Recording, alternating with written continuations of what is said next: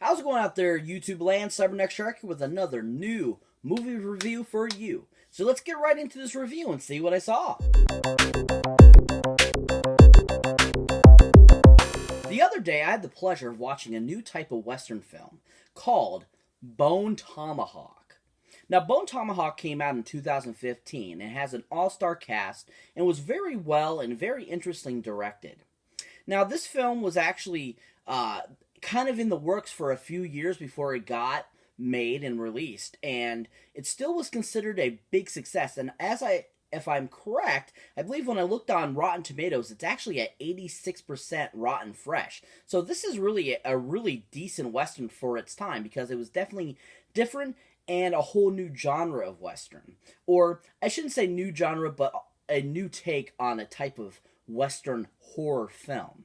Now, like I just said, this film is actually partial horror / Western itself, because it has to do with some cannibalistic or cannibals, in a sense, in the film. Now, this film is just, like I said, interesting, very well done. It was really good. Now, this film was directed by Mr. S. Craig Zallar. Now, Mr. Craig, as I like to call him, he actually has directed a couple other films, or I should say he's directed one that's already out and that's on Netflix, and another one is coming out next year that is going to be considered a huge and big film, but simply for the fact of who he's got in the film. One of the films that he has directed is a Vince Vaughn film that's on Netflix right now called Brawl in Cell Block 99. Now, this film is actually considered a huge success and a new original film. And also, it's actually being kind of touted as similar to Quentin Tarantino, which I found quite interesting. I actually haven't seen it yet, but from the previews I've seen, it looks pretty decent, and Vince Vaughn looks like a badass in it. Now, another film that Craig is directing and is coming out next year, like I said, is actually a film also with Vince Vaughn and Mel Gibson, called Dragged Across the Concrete, which I haven't seen any previews or anything about it, but I've looked at like still photos of the film, and it looks pretty sweet too, because it's, once again, Vince Vaughn's looking pretty badass, and so is Mel Gibson in it. So, I mean, it looks like an interesting film. But other than that, S. Craig Zallar doesn't really have too many other credits except for Bone Tomahawk. And he really hasn't done a lot except for maybe a few other TV shows or whatever. But I thought his direction of Bone Tomahawk was really well done. It was your classic Western with a horror element to it. And he just did such a great job, and he made it very interesting. He definitely made it completely different than what I was expecting when I was going to watch it and check it out. And I was like, oh, this is kind of interesting. I didn't expect it to be like this. Or I didn't expect it to be so well-rounded and just well done as it was, because I never had heard of Mr. Zallar directing anything else. So I was really intrigued by his directing credentials when he made this film. But other than that, like I said, he did a really amazing job and made a really awesome Western horror type of film. Now, in this awesome film, like I said, we have an awesome cast. And to start off the awesome cast, we have the awesome and amazing Mr. Kurt Russell. Now, Kurt Russell is just an awesome all-around guy, and, he just, every movie he's in is awesome. Now, a couple films that I really enjoy him in, and I think he doesn't get enough credit for how good he was in these films, except for when one of them came, out back in the early 90s. He was kind of touted when it first came out, but I still, a lot of people don't reference him to that. They referenced him as, Snake from the Escape from LA and Escape from New York and stuff like that, The Thing and stuff like that, but never really referenced him to this one. And that's the 1990 film Backdraft, which I think is an amazing film directed by Ron Howard. He was just so awesome in that film, and I just absolutely loved his character, and he just was super cool in it. And it was just an all-around really well-done film. Another film that I absolutely enjoy him in, and think it's a classic Disney film, is the awesome film The Computer Who Wore Tennis Shoes, which came out in 1969. And that film is just an amazing Disney feature. I absolutely love that film. I think it's so fun, so funny. I thought Kurt Russell was so amazing at such a young age. And he brought a great character to life, Dexter Riley. And he was Dexter Riley in that movie. And his subsequent other films where he plays that same character were just as good too. And Disney just did an amazing job with those films.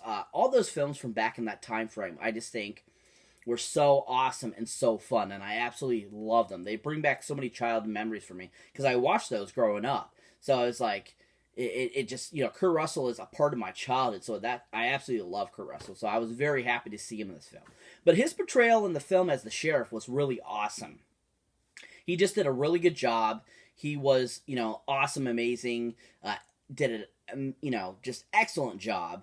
Really well done characterization. His character was just awesome, and he was really, strict and to the, that Western late 1800s type of sheriff kind of character. And his mustache and beard were just so awesome too. He made the movie very enjoyable, and he was a real great, ad for this film.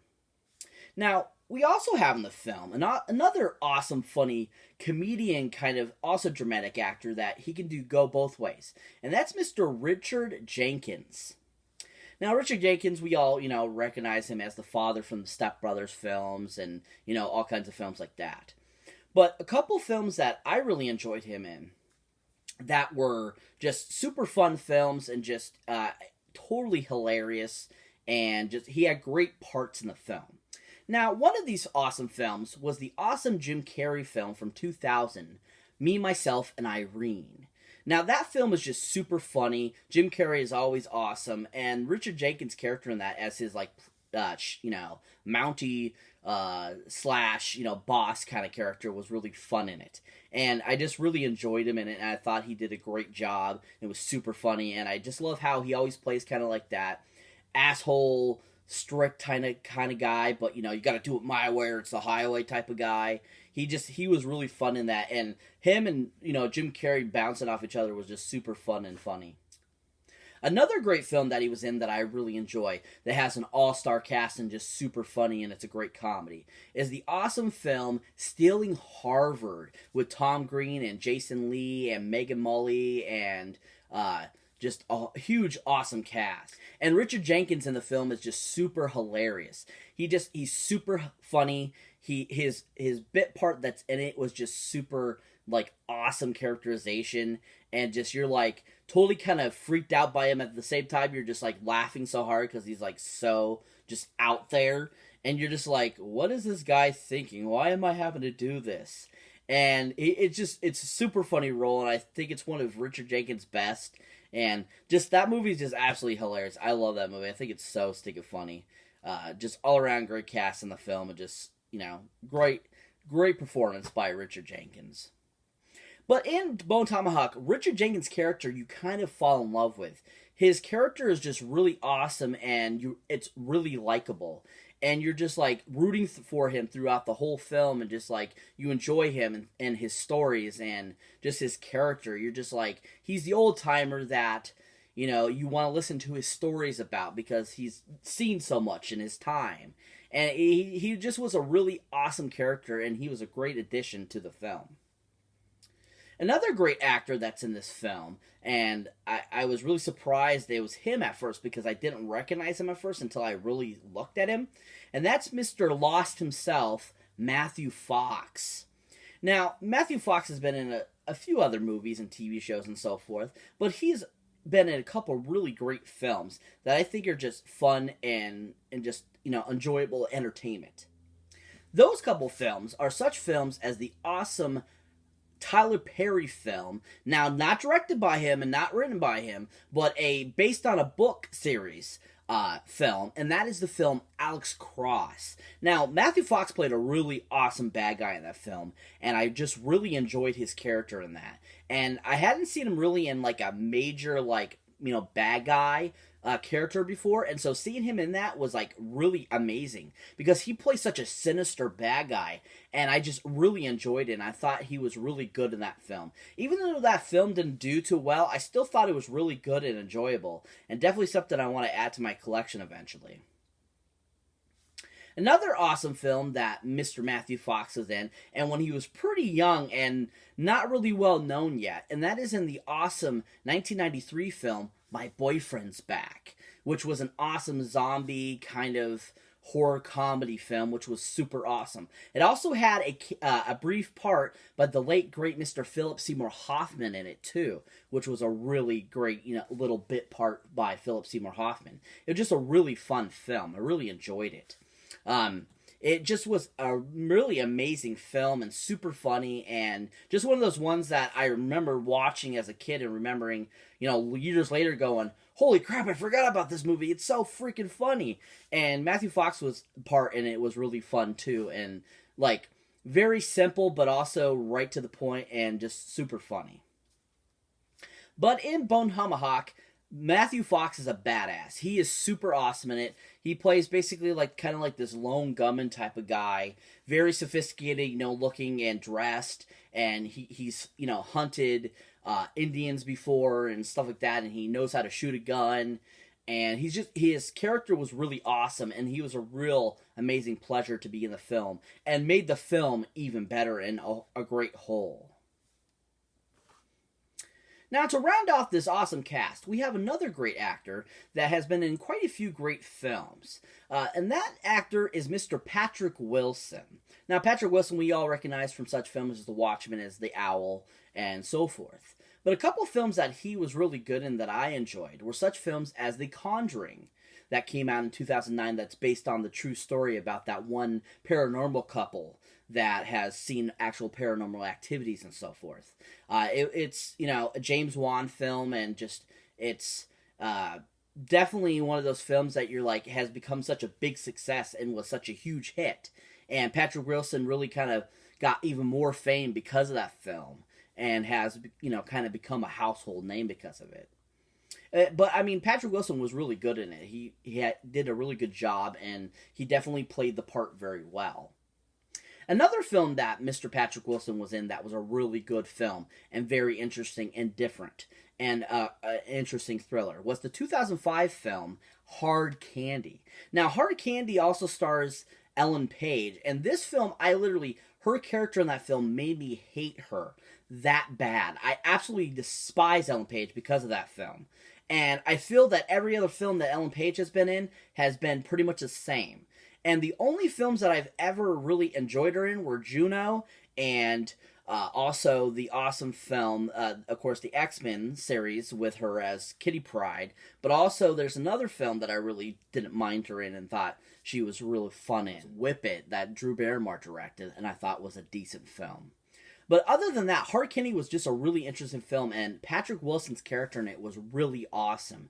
And you just felt for him, and you were like, is he guilty? Is he not guilty? What's going on? Why is this girl doing this to him? And you're just thinking to yourself holy crap, if I was in this situation, I feel like how he does too, It just was an immensely amazing type of film, and Patrick Wilson was amazing in it and made that film enjoyable and entertaining. But in Bone Tomahawk, Patrick Wilson's character was really interesting. He plays the kind of the other hurt person in the film. He's got something wrong with his leg, and his wife is one of the ones that's kidnapped by the cannibals, and he goes with them to try to find his wife and stuff. And his character was really interesting because of his love for his wife and wanting to find her and stuff like that. And he did a really good job and made it entertaining. He was a really good addition to the film and made the film a really good whole as well. But everyone involved just was amazing and did such a great job with this film and made such a great Western horror type of film. The movie even has a couple other kind of cameos in the film of Mr. David Arquette and Sid Haig. And of course, we all know David Arquette from such films as the Scream series, and then we know Sid Haig from House of a Thousand Corpses and Devil's Rejects, of course. But their brief parts in the film were real fun and enjoyable too as well. And it was all around, like I said, just amazing film. And I can't, say big enough how good of a film this was and how interesting it was. Now, if you're not familiar with what Bone Tomahawk is about, basically what the film is about is in this small town, all of a sudden there is a kidnapping of this woman and a killing of this guy that's basically been cannibalized. And they find out that it's these indigenous people that are cannibals. And so they decide to form a posse and go out and get the woman back and kill these indigenous people because they're causing all this trouble. And pretty much the film is about them getting there and fighting the odds and having to deal with saving the girl and stopping these indigenous people that are cannibals. And that's pretty much the premise of the film. It's a real basic film. It's a lot of Western, but with some horror elements to it, which makes it just a really awesome film. I give this one 9 Golden Movie Boxes up. It was really decent, really good. I absolutely love Westerns, especially older ones, because I think they're so much fun. And I thought they did a really good job of making a decent, kind of older Western type of feeling film. And it was just really well done and very enjoyable. So that's it for this movie review, guys. As always, thank you for watching. Thank you for liking. And also, thank you for subscribing. And also, if this is your first time here, or if you've been here before and haven't subscribed yet, what are you waiting for? Hit that subscribe button so you don't miss one of my awesome videos. Of any type of video, review, a unboxing, one of my backyard adventures, you don't want to miss those. Hit that subscribe button, people. And as always, keep your eyes open for any older, newer videos you might not have seen mine yet. And as always, check out that awesome link down below about the awesome horror pack.